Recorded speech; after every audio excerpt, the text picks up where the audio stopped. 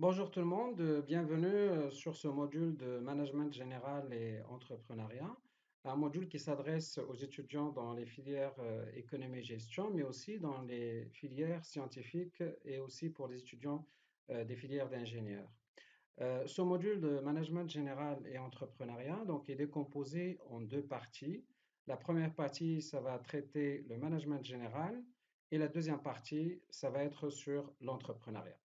Au niveau de cette première partie, nous allons revenir notamment sur un ensemble de points que nous devons maîtriser et connaître lorsqu'on parle de management général. D'abord, les concepts de base du management pour qu'on puisse savoir comment on peut définir le management, comment est-ce que on peut parler du management dans les entreprises et dans les organisations. Et puis après, nous allons revenir sur la définition de l'entreprise en tant qu'organisation, avant d'aborder le management en termes de définition comme des outils et des méthodes de gestion, mais aussi comme étant un processus dans une organisation.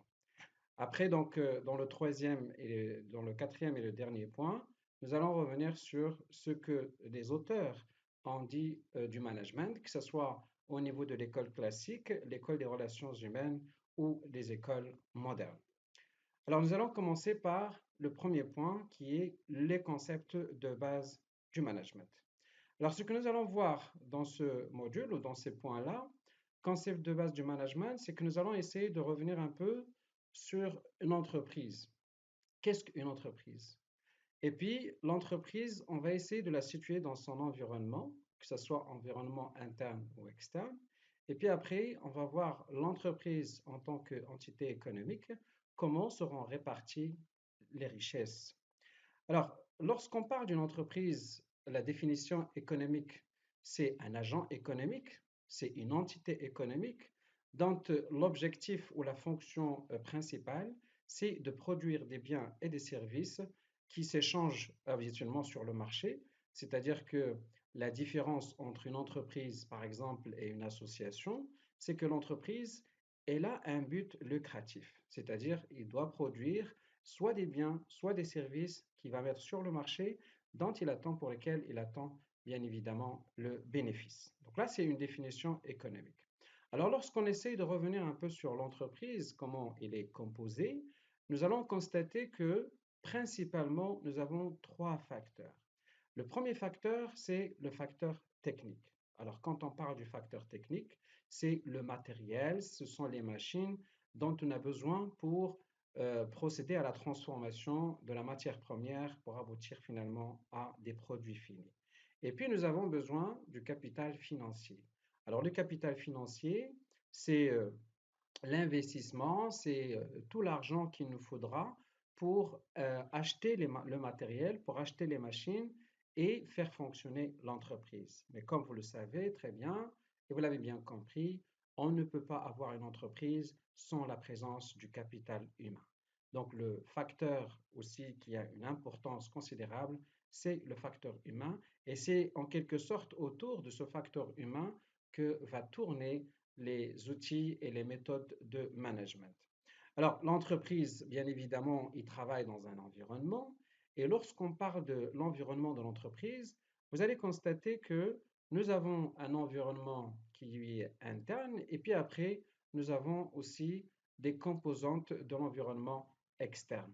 Alors, en termes d'environnement, nous avons par exemple le personnel de l'entreprise, les salariés, les cadres, les agents de maîtrise, etc., composent un environnement interne de l'entreprise. Mais nous avons aussi des organismes financiers qui apportent du financement à l'entreprise. Vous avez aussi l'État et les administrations qui relèvent de l'État pour lesquels il faut payer des taxes, il faut avoir des autorisations, il faut rendre compte en quelque sorte du fonctionnement et de l'activité de cette entreprise. Et puis vous avez les ménages qui sont les consommateurs principalement, ceux qui vont acheter le produit fini ou bien qui vont acheter le service qui va être produit par l'entreprise. Après, il y en a bien évidemment d'autres partenaires, que ce soit des partenaires locaux, des partenaires régionaux, des partenaires nationaux et même des partenaires internationaux lorsque surtout l'entreprise travaille avec d'autres organismes à l'international ou d'autres entreprises à l'international, que ce soit en important ou en exportant des produits ou des marchandises. Donc, l'entreprise, bien évidemment, doit intégrer ces paramètres-là de l'environnement interne, mais aussi de l'environnement externe dans son fonctionnement. Alors, lorsqu'on revient un peu sur ce que produit l'entreprise, lorsqu'il met sur le marché des biens et des services, ça va être contre un chiffre d'affaires ou ce qu'on appelle des recettes. Alors, cette richesse qui va être cumulée par l'entreprise, comment, à votre avis, comment elle va être distribuée? Alors, sachez que le personnel, qui est quand même un facteur très important dans l'entreprise, doit être rémunéré et va être rémunéré sous forme de salaire, sous forme de commission, sous forme de prime. C'est pour ça qu'à la fin du mois, on doit payer des salariés qui sont des salariés des mensuels ou des occasionnels, mais dans tous les cas, chaque personne qui travaille dans l'entreprise doit, à la fin du mois ou à la fin d'une période donnée, recevoir un salaire. C'est une partie d'une richesse qui va être reçue par l'entreprise. Sachez aussi que, vu que l'entreprise est en relation avec les administrations, avec les organismes sociaux, il doit aussi payer un certain nombre de cotisations, un certain nombre de taxes, un certain nombre d'impôts à ces administrations qui sont en relation ou en fonction du chiffre d'affaires ou de leurs résultats, de l'entreprise. Les prêteurs de fonds ou les investisseurs, ceux qui apportent du financement à l'entreprise, doivent aussi bénéficier en quelque sorte d'un retour sur ces prêts ou sur ces crédits-là sous forme d'intérêt. Puis après, nous avons les actionnaires ou les fondateurs, les apporteurs de capitaux de l'entreprise qui attendent à la fin de chaque exercice comptable, lorsqu'on parle par exemple d'une année civile du 1er janvier au 31 décembre, nous allons faire, ou l'entreprise va faire des comptes pour voir combien elle a payé en termes de charges, combien elle a gagné en termes de chiffre d'affaires. On va déduire les salaires, on va déduire les impôts, on va déduire les charges, toutes les charges, que ce soit direct ou indirect ou autre. Puis après, il reste un bénéfice net que les actionnaires ou les apporteurs de capitaux vont décider est-ce qu'ils vont le recevoir et dans ce cas-là, on va appeler ça les dividendes ou bien ils vont encore l'injecter dans l'entreprise pour investir ou pour réaliser de l'extension ou acheter de nouveaux matériels à l'entreprise. Et enfin, donc l'entreprise, bien évidemment, si il garde un revenu qui n'est pas distribué, donc il va être reporté pour l'exercice qui va suivre. Donc voilà en quelque sorte l'entreprise, comment il va répartir ses richesses et vous allez constater que finalement l'entreprise est un système. Alors lorsqu'on parle d'un système, c'est que nous allons constater qu'il y a plusieurs sous-systèmes que compose cette entreprise-là ou ce système qui est basé sur trois idées principales. Premièrement, ce sont des ensembles d'éléments qui sont reliés entre eux et qui sont impactés par l'environnement et qui influencent aussi sur l'environnement. Alors, pour que l'entreprise fonctionne correctement, nous l'avons bien compris, il doit intégrer ces changements, il doit intégrer l'évolution de l'environnement, que ce soit d'ailleurs l'environnement interne ou externe, il doit l'intégrer dans son fonctionnement d'une manière permanente pour qu'il puisse s'adapter au fur et à mesure de l'évolution de celui-ci, ça veut dire de l'environnement. Alors, c'est un système qui est complexe, qui est finalisé, qui est ouvert et qui est évolutif. Pourquoi il est complexe? Comme je viens de le dire, le système de toute l'entreprise, il est composé de sous-systèmes. Ça veut dire que lorsqu'on prend par exemple une entreprise, je dis par exemple un exemple, une entreprise industrielle, nous allons constater que nous avons un service d'approvisionnement, un service de production, un service commercial, un service technique. Et vous allez constater que le service de production, par exemple, ne peut pas travailler sans l'appui et l'aide du service technique, parce que le service technique, c'est lui qui fait la maintenance, le suivi du matériel technique, etc. La production aussi ne peut pas fonctionner sans le service de l'approvisionnement. Le service de l'approvisionnement, c'est le service qui s'occupe de l'acquisition ou de l'achat des matières premières qui vont rentrer dans le processus de production. Et donc, vous allez constater aussi que le service, par exemple, des achats, aussi est un sous-système. Alors, quand on prend le service des achats, nous avons la commande, la réception, la logistique de transport, tout cela compose encore des sous-systèmes dans des sous-systèmes. Donc, l'entreprise en général est un ensemble de sous-systèmes et que ces sous-systèmes sont en interaction permanente entre eux. Par exemple, l'action du service des achats va influencer l'action sur et l'activité du service de la production. Et le service de la production, son rythme va influencer le rythme commercial de l'entreprise. Sachez aussi que ces systèmes intègrent et influencent l'environnement externe. Il intègre l'environnement externe si, par exemple, il y a une pénurie de marchandises ou de matières premières quelque part, on doit chercher d'autres fournisseurs qui vont bien évidemment nous livrer de la marchandise. Et donc, on doit intégrer cet impact. Si on constate une évolution ou une augmentation, par exemple, des prix de la matière première, nous devons l'intégrer dans notre raisonnement pour qu'on puisse être toujours dans les équilibres financiers au niveau de l'entreprise. Alors, vous voyez que donc l'entreprise, elle doit avoir une vision globale sur son fonctionnement, sur son environnement aussi, pour qu'il puisse interagir et saisir les opportunités quand il faudra et contourner en quelque sorte ou faire face à ce qu'on appelle les menaces quand ils se présentent au niveau de l'environnement.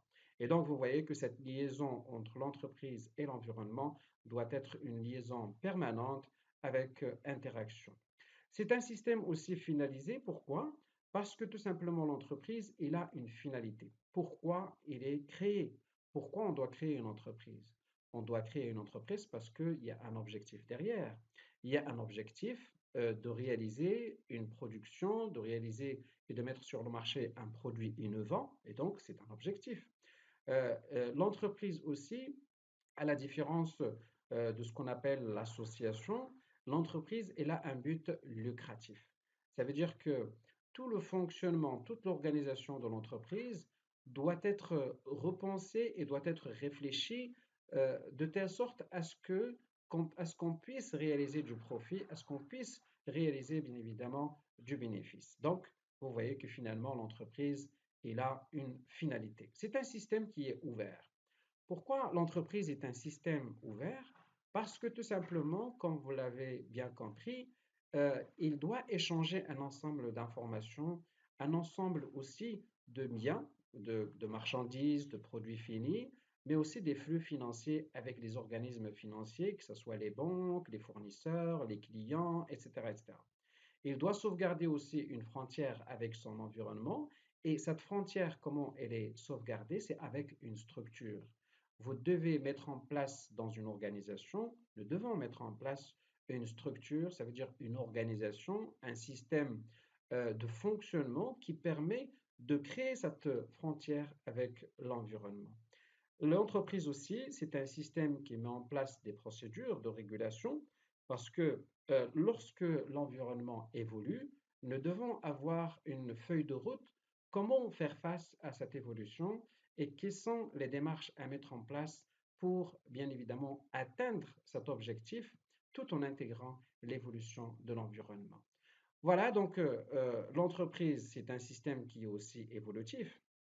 Pourquoi? Parce que nous ne pouvons pas avoir un système figé ou une organisation figée dans le temps. Sinon, l'entreprise, il sera amené tout simplement à disparaître.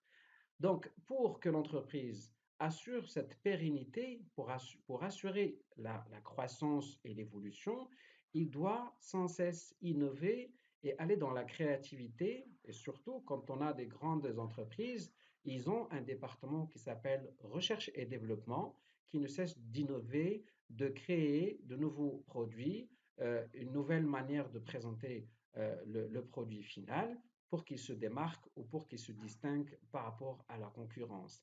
Et donc, sans cette évolution continue et permanente, l'entreprise peut être bien évidemment aller à disparaître. Alors, lorsqu'on voit le cycle de vie d'une entreprise en général, d'une organisation, d'entreprise en général, c'est que nous avons la première phase, c'est la naissance, c'est la création de l'entreprise. Et lorsqu'on parle de la création de l'entreprise, c'est toutes les modalités, toutes les démarches administratives que le créateur d'entreprise doit respecter avec bien évidemment une idée, avec une réflexion sur le produit, sur le marché, etc. Et une fois il est créé, il fonctionne et commence à faire sa place, comme on dit, et à avoir des parts de marché, il doit innover pour aller dans la croissance et dans la progression. Alors, quand on parle de la croissance, c'est la croissance économique et elle est matérialisée tout simplement par l'augmentation du chiffre d'affaires, par l'augmentation des parts de marché, par aussi une certaine notoriété qu'il va acquérir au niveau de la clientèle. À un certain moment, il va arriver à ce qu'on appelle la maturité. Alors, lorsqu'on arrive à la maturité, il faut aussi savoir quand est-ce que l'entreprise arrive à une maturité. Et il y a de deux choses l'une. Soit l'entreprise décide de repenser son produit, de repenser sa structure, son organisation, et peut-être intégrer une entreprise ou s'intégrer dans une autre entreprise. C'est ce qu'on appelle la fusion-absorption.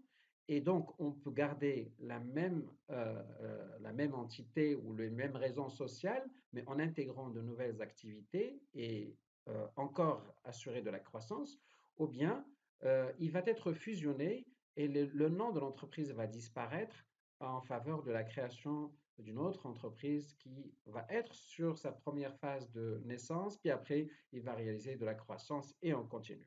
Sinon, si on ne fait rien, bien évidemment, on va aller dans la disparition de l'entreprise et donc la faillite ou déposer ce qu'on appelle, comme on dit, déposer le bilan. Alors, ce que nous allons retenir ou ce que nous allons retenir dans cette séance sur les concepts de base du management, c'est que l'entreprise est une entité économique qui est basée sur trois facteurs principaux, le facteur humain, le facteur technique et le facteur financier. L'entreprise aussi est un système complexe parce qu'il est composé d'un ensemble de sous-systèmes qui interagissent entre eux et qui interagissent par rapport à l'environnement externe. C'est un système aussi qui est ouvert à son environnement et qui est amené à évoluer dans le temps parce que sans cette évolution, l'entreprise sera amenée à disparaître. Merci pour votre attention pour cette séance sur les concepts de base de management. On verra la prochaine séance, la suite du cours. Merci pour votre attention et au revoir.